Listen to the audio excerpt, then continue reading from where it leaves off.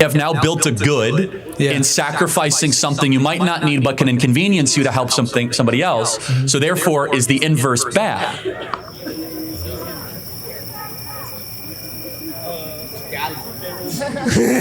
It's one of the most, if not perhaps the most contentious issues America deals with today, both politically and culturally. Some say it's killing a baby, others say it's a woman's right to make that choice. And what that choice is, well, I think I just said what that choice was about 5 seconds ago. Thankfully, we've got warriors like Charlie Kirk on the cultural battle lines to come out and tell people why abortion is such a heinous evil and what it really entails. So we're gonna see a good clip of that right now, guys. But first, everybody, please make sure you like our video, comment, and subscribe to the Resist the Mainstream YouTube channel. I'm your host, Darian. Let's get into the video.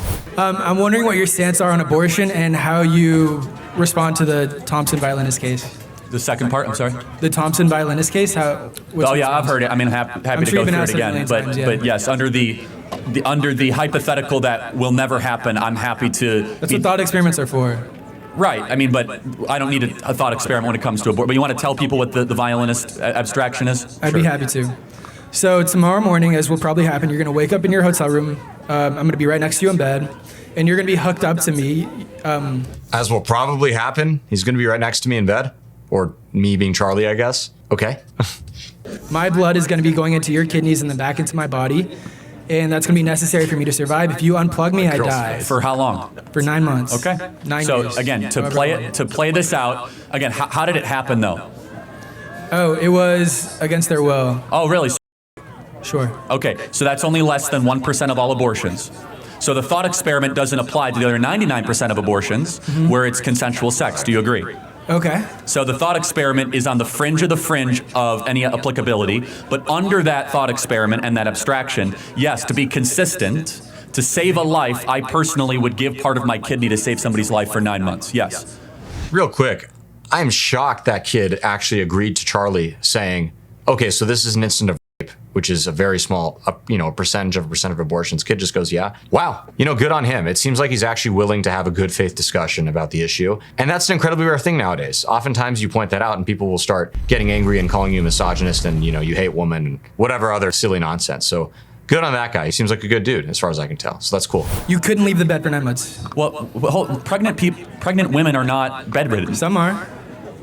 Very rarely. So I don't know what you're talking about. I mean, if you go into preterm labor around like 25 or 26 weeks, maybe with like magnesium treatment, you go to bed rest for 3 to 4 weeks. Okay, sure. Are you familiar with that? It's not a perfect analogy, but it's not a good analogy at all. But it's a pretty good one. So let me ask you a question. When does life begin? Why is that? That's impossible to define. It's impossible to define. I think so. Life is very abstract. Are you alive? I'd like to think so. Okay. Are the people around you alive? As far as I know. Okay. What gives you that belief? Intuition. Intuition, not the fact that they're breathing, or we could take their pulse rate, or their heart is working, they have brain waves, consciousness. We can go all the way to idealism. Like, what if you can't know anything for sure? Okay. Can I ask you this? You're way overthinking it. Let me be honest. Maybe I am. I think so. But do you think if somebody, not you, hooked themselves up to someone in bed, said they were going to commit to the 9 months, do you think they had the ability to? People do that all the time. It's called being a kidney donor. It's so different. Millions of people give away kidneys, livers, all the time for people that need it. Strangers, in fact. Do you think they're morally obligated to do so? Let me give you another example. If you're stranded on an island, and one of your organs that you personally do not need to survive could help that other person on the island you're with, 2 people on an island, you are morally obligated to give one of those organs to that person so that they could survive. Otherwise, it would be at least manslaughter, at worst murder. Yes. Okay, well, I think it's just a difference of opinion at that point. I think you'd be a very, very good person to do so. Maybe even just okay, so we agree. So there's a morality. So something I kind of noticed about that, at least the sense of morality that guy is implying, the one who's talking to Charlie, it seems to revolve around, well, if there's an inconvenience or suffering that you might be brought upon yourself, but it might save somebody's life. It's a good thing for you to do it. You should do it. It's a good thing. But if you don't do it, well, it's okay, because it's your own choice, whatever. How does that make sense? Without good, there's no bad. Without bad, there's no good. They're quite literally inverses and opposites of each other. If something is good to do, I think it very logically follows that it would be bad not to do it. Food for thought. You have now built a good in sacrificing something you might not need but can inconvenience you to help somebody else. So therefore, is the inverse bad?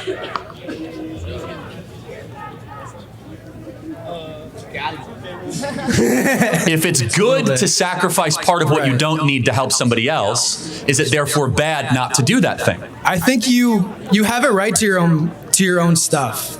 Like you were saying with socialism, you have a right to your own stuff, and if you give it to help somebody, you're a very nice person for doing so, but I don't think you're morally obligated. Well, you said good before. Nice and good are two different words. That's okay, though. But so if you have, let me ask you another question. It's just another hypothetical. You happen to be in a deserted town. Somebody's starving to death. They haven't eaten for 30 days. You happen to have, 2 Big Macs. You really want them both, and that Big Mac will save their life. If you don't give that Big Mac and they starve to death, what kind of a person are you?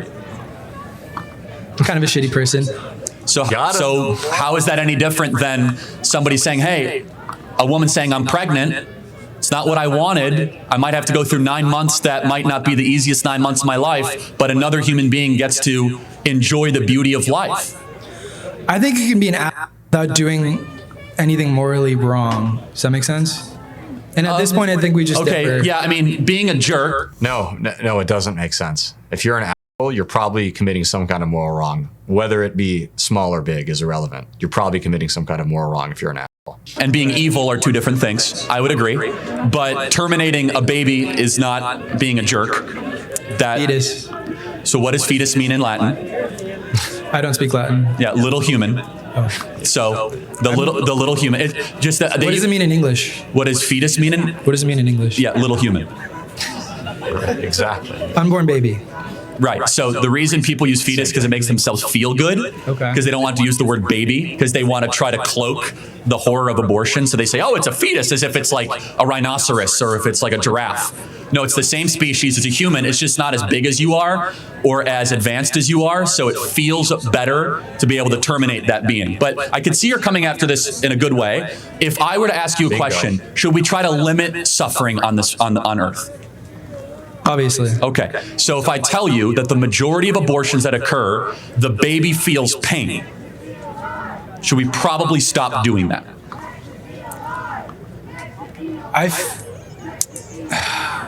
Well, it's not that simple, obviously. You're making it simple, because obviously giving birth causes a lot of pain too, and if you try to... No, I'm making the complex simple, because it's actually not that complex. Here's what college does, is it makes the very simple moral questions so complex that you have to keep on borrowing money you don't have, to keep on getting these degrees, to overthink good and evil, that somebody on the side of the street can easily say murder is wrong. It doesn't take that much deep and profound thinking. I wasn't overcomplicating it. I was bringing up the reality that someone who gives birth goes through pain. Well, you went on a tangential speech about college, which I don't think we were talking about. They do go through pain, but it's, thanks to modern medicine, it's not as much pain as it used to be. So you can get an epidural. It's also 1 out of 3 of births in this country are done by cesarean section. So good. Thank you. Any other questions? Or do you want to fry? No, I'm good. Thank you. Do you want to fry? Well, hey, he seems like a nice guy, even if he may be, in my opinion, at least a little misguided on his views. He seems like a good dude in that he genuinely wants to have a dialogue and actually reason his way through what he believes and why. And I respect that. And I'm sure many of our viewers do too. So thank you all so much for tuning in. We hope you enjoyed the video. As always, please leave a comment below. Let us know what you liked. Let us know what you want to see in the future. And we'll see you again soon. Thanks again, and God bless.